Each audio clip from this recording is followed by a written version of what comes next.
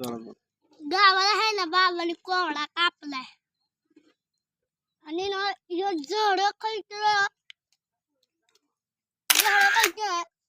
सावलीला ना बसून कोंबडा खायची मजाच वेगळी बसून खायला माहिती का तुम्हाला आणि ती बावडी मटण खायला बोलवलं तर मटण खायला येत नाही नुसतं खात नाही मी बघा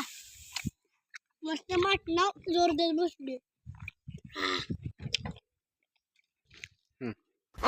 आहे नदी शांत झोपले शांत गार गार सावलीला आणि तिथं पाळी गाय पांढरी गाय तांबडी गाय तिकडं आणि मग असं आहे रिडे पाडे आता तिला 4था महिना चालू आहे आता 5वा महिना